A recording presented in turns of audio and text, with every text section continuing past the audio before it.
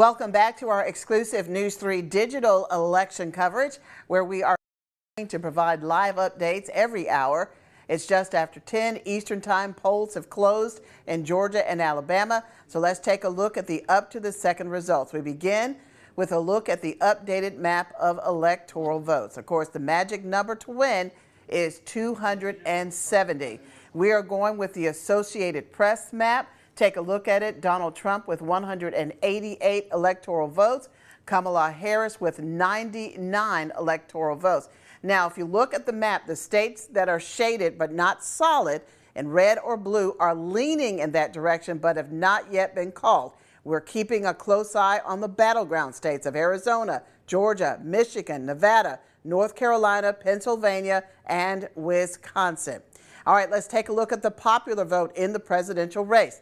There you see it, Donald Trump with 52% of the votes, Kamala Harris with 46%. Now that's just with 28% of the votes in. Now we mentioned Georgia, one of the battleground states. Here's how the Peach State has voted so far in the presidential race. 52% for Donald Trump, 47% for Kamala Harris, 33% of the votes in. Let's take a look at Alabama and how Alabama is voting. Donald Trump with 69%, Kamala Harris with 29%, with 28% of the vote in so far. Now we're going to head over to the congressional races that are impacting our area. We start with the Georgia House District 2, Sanford Bishop, the incumbent. He's been representing Georgia's 2nd Congressional District since 1993. He's being challenged by Republican Wayne Johnson. Take a look at the numbers. Sanford Bishop with 56%. Wayne Johnson, the Republican, with 44%. That is with 40% of the votes in. In the Georgia House District 3 race, a seat that was held by Drew Ferguson, who is not seeking re-election. Former Donald Trump aide Brian Jack is the projected winner, according to the Associated Press. He was being challenged by Democrat Maura Keller. Let's turn now to Muscogee County and the sheriff's race, where incumbent Greg Countryman is seeking re-election, but he's being challenged by Mark LaJoy. WRBL is projecting Greg Countryman as the winner based on the results of early voting that have been released tonight. Now, Columbus will be a big part of the vote here in the state of Georgia. Let's go to WRBL's Hannah James, who is joining us now live from the Board of Elections and Registration offices in the City Services Center. Hannah.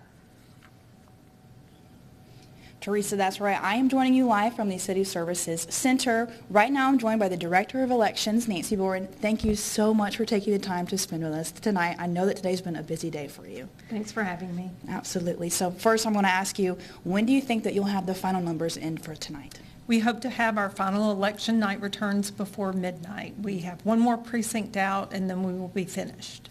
And then tell me, how did the numbers from this presidential election compare to 2020? We had almost 81,000 total votes in 2020. Right now we're just under 80,000 or just over 80,000, so it's pretty close.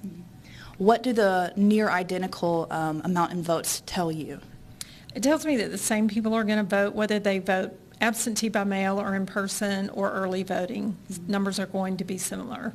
And when we talk about absentee or in-person voting, how do the numbers break down this election? What have we seen so far? How many people came in early voting? How many people came and voted in person today? We had record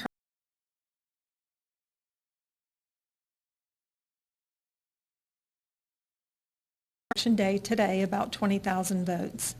All right. Well, thank you so much for joining us tonight. I know that you'll have a busy night the rest of the night to go out. So, Teresa, we're going to go ahead and send it back into you. Reporting live from the City Services Center, I'm Hannah James, WRBL News 3, on your side. All right. Thank you so much, Hannah, for that live report. We will have more election coverage right here on WRBL.com, as well as on our newscast at 11 Eastern, 10 Central. Thank you so much for joining us.